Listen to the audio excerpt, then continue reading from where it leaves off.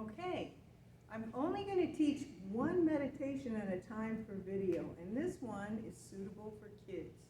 This is also a good technique for therapists to use. It's very basic. So I use the metaphor of a snowman.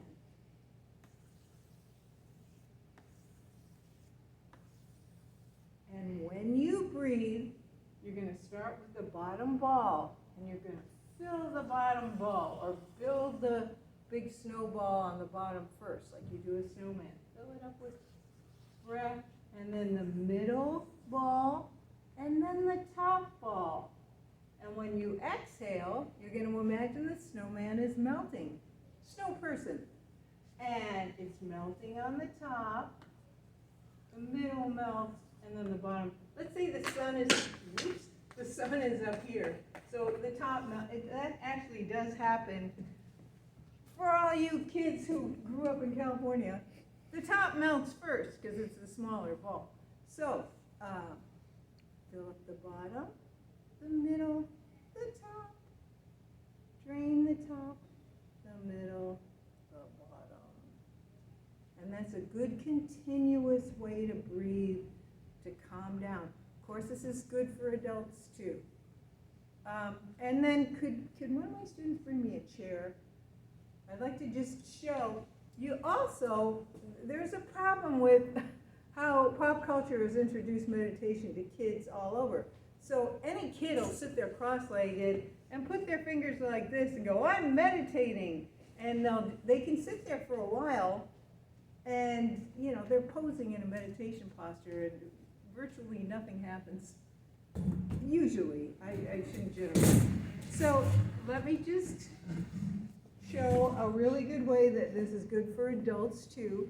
Sit on the edge of a chair, make your legs in an L, make them hip width and parallel, the toes parallel.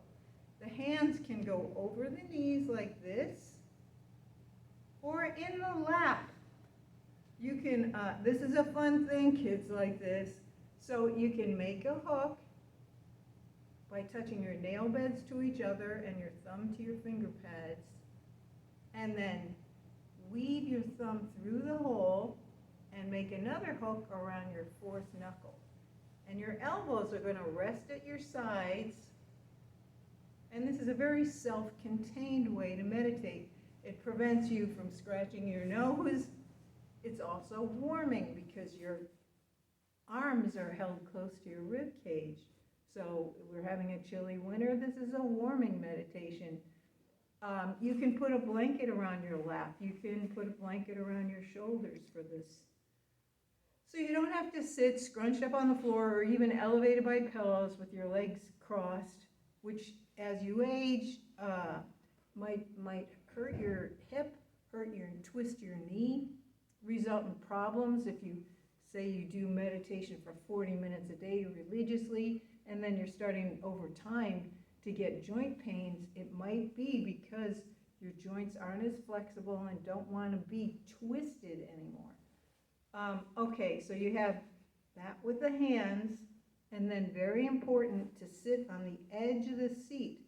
So your sitz bones, which is just German, your sitting bones are right on the edge. You can feel them like feet planted on the edge of the chair. So this prevents this sort of thing. You're not meditating when you're doing this. You know, you could say, well, I wasn't, my mind was empty. Nah, it's not happening. Okay, so you want to sit up with your back very straight. And then the prompts are to lift the crown point, which is the high point on the head. Put the tip of your tongue on your upper palate, curled up a little behind your front teeth, pushing upward. Breathe lightly through the nose, drop the shoulders, and tuck the chin in slightly. So the tucked chin, this whole posture is actually how our carriage during Tai Chi as well. So this is a good preparation for Tai Chi, seated meditation.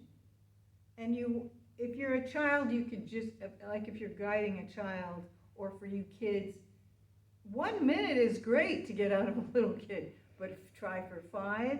And as an adult, you should try to get over the hump of 20. Your goal is to get over 20. So kids, if you're trying to do this, try to build up to 20. It's all good. It's going to be good.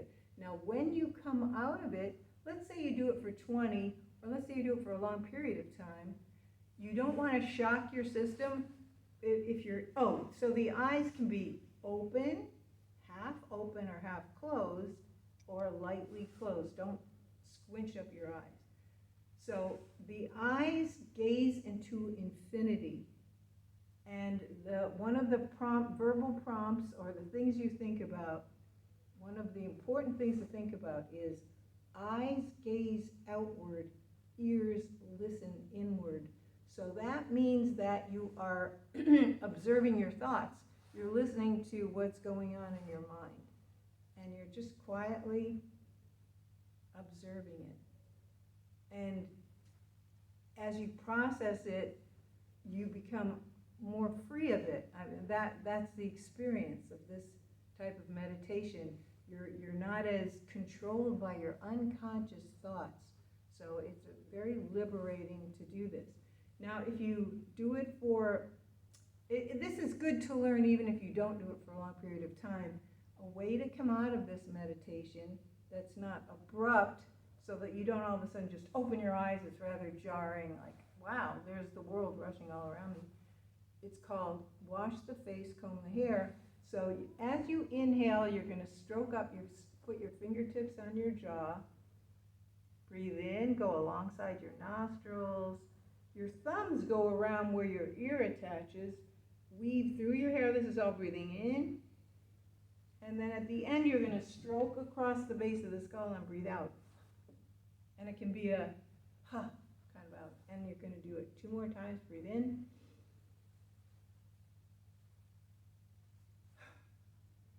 And on the last one, and you can have your palms go over your eye sockets. You open your eyes. I open my eyes a little late. So you open your eyes on the last one.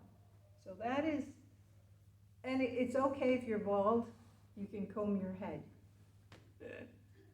Okay, there you have it.